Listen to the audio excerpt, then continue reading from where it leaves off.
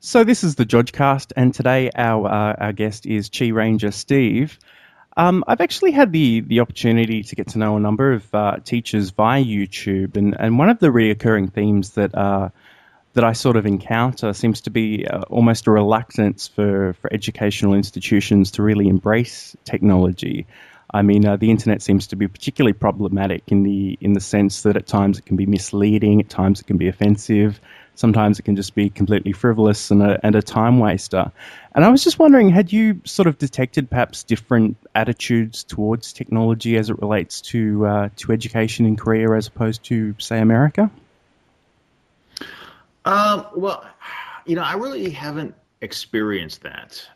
My mother works in the educational district back home, and they have smart boards, which I would actually kill for because those are one of the best inventions that have come out in education in terms of assisting with teachers displaying of material in a long time. Here in Korea, we use a lot of technology. Each one of my classrooms has a a projector in the room hooked up with a laptop and internet. So I use a lot of times either my computer or the laptop that's in the room to go onto YouTube and show things that relate to the story. For example, our current unit in one of my classes is about sports, and American football is not big here.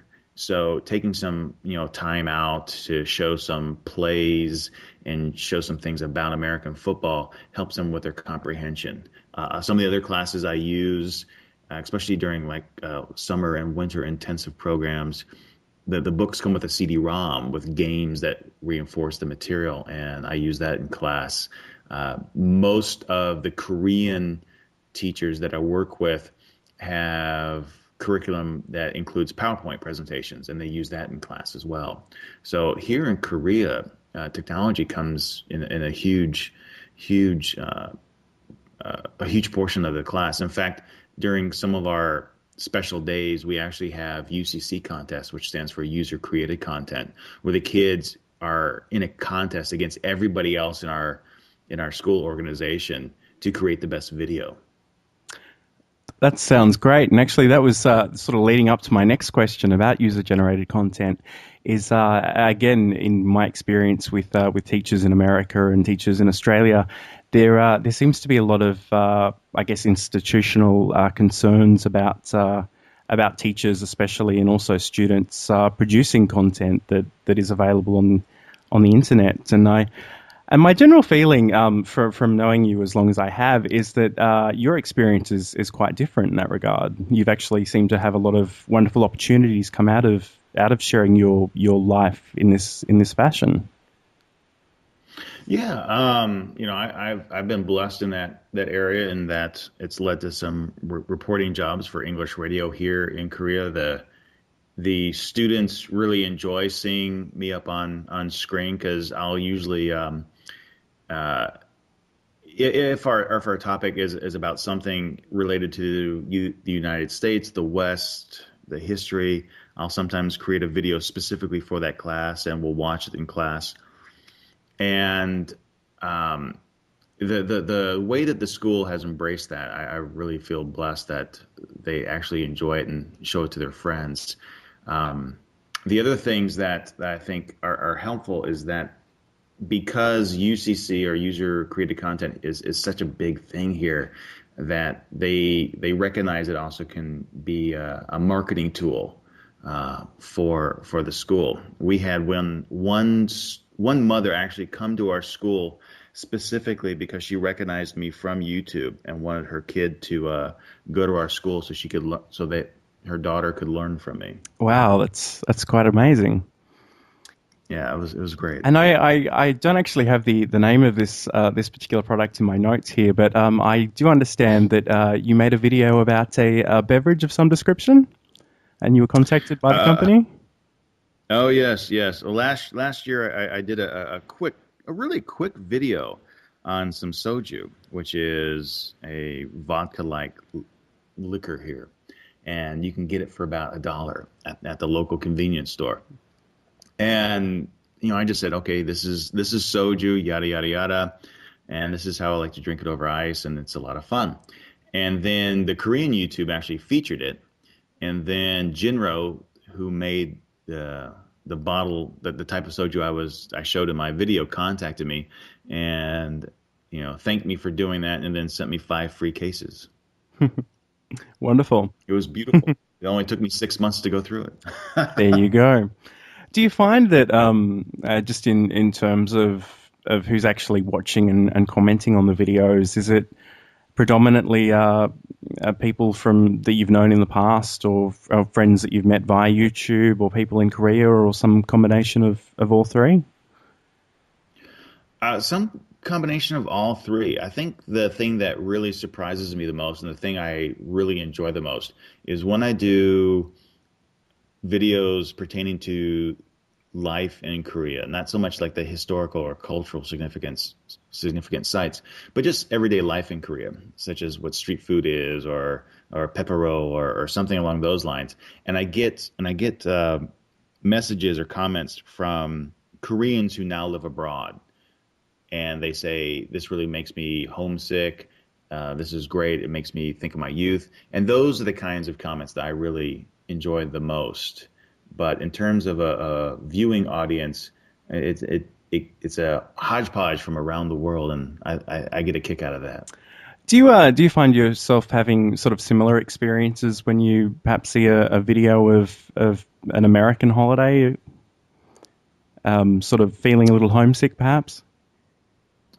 I really don't feel homesick.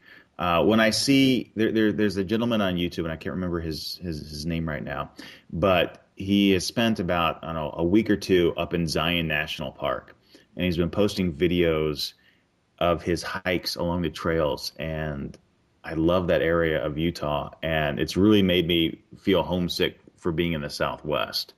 I love hiking, and I love that area of the country, and that's what I miss. I certainly, as we're approaching the end of November, I do miss the opportunity to hang out with my family on Thanksgiving, and certainly around Christmas it's a little bit more difficult. But the nice thing about being here in Korea is that we have a large expat community, and during those times of years we actually get together and have potlucks and hang out together, so it makes it a little bit easier. So what are the origins of the QiRanger name? Where did that come from? I knew you were going to ask this. All right, so the main story is Chi and Ranger. Now, beginning in 2002, I owned and operated a Chinese medical massage business called Healing Chi Therapeutic Bodyworks, and I ran that all the way up until 2008. So that's where the Chi comes from. And the QI there's two ways to translate Chinese into English, and QI is the pinyin translation of Chi. Now, the Ranger bit comes from my stint as a volunteer ranger at Tonto National Monument. So the two come together like that. Okay, wonderful. Can we talk a moment about your process? Because whenever I watch one of your videos, it becomes very apparent that you've really thought about the things that you're talking about, and I realise also that you keep a written blog as well. I'm just wondering, are your thoughts generally scripted, or do you just ad lib? Well, a little bit of both. What I do, like, say I go to a cultural site, I'll do some first I'll say, oh, I want to go here. And then I'll figure out how to get there, because sometimes it's not really apparent. And then I'll dig in and do some research. And I usually will print off about 5 or 6 pages of information, and then sit down with my highlighter and, okay, this is what I want to do, this is what I want to do. And then as I get there and I start looking at the, I guess, the layout of the land, figure out where I want to do, where I want to shoot, I'll know what I want to cover, and then the actual words that come out of my mouth are always ad-libbed. And so I have a basis of what I want to say, but the rest of it's always ad-libbed. All right, now I think we should probably do a little segment I like to call "Dude, Where's My Comment?" Are you familiar with this one at all? No, it's been a while since I've had an opportunity to listen to your Okay, sure. podcast. Well, just for the people playing at home as well, basically what I do is go back into the archives and find a fairly old comment on a video, and I'll read you the comment. And the trick is to see if you can actually remember which video it relates to. And Oh my and this gosh. one is from 2 years ago, and it's actually from Christopher Mast, who's a very good friend of Hmm. JOJCAST. And he says, "I like Durex over Trojan." Can you say it one more time? I like Durex over Trojan. Okay. Oh man, I can't. Oh gosh, two I'll, years I'll give ago. you a little clue. It's about brands and branding and the psychological effects.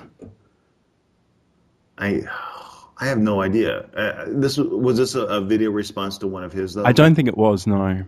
Okay. Oh, then I have no clue. I remember the comment. I just don't remember the Yeah. video. No, it's all right. It was a very long time ago, and you've made a lot of videos. And this one was actually from a video called "McDonald's is Brainwashing." And Oh yes, the McDonald's is brainwashing where they decided to put McDonald's wrappers around cafeteria food and the kids thought it tasted better. and I'm just wondering because YouTube is sort of this hodgepodge of user generated content and also advertising commercial interests as well. Do you see these things sitting together very comfortably? Well, I think it's a very natural way to look at it. You know, it's a way for businesses to get out their information, and it's also a way for us to embrace the free service that YouTube provides. So having that marketing and branding aspect as part of YouTube allows the content to continue to flow free, which I really like because as you said, a quite prolific producer, the ability to upload a 20 gigabyte movie is something you can't find anywhere else, and it's only because of the advertising partnerships that YouTube has. Wonderful. Well, this has been the JudgeCast, and today our guest has been QiRanger, and you can check him out on YouTube and also check out his blog as well. It's QiRanger.wordpress.com. Thanks so much for joining us, Steve. It's been my pleasure.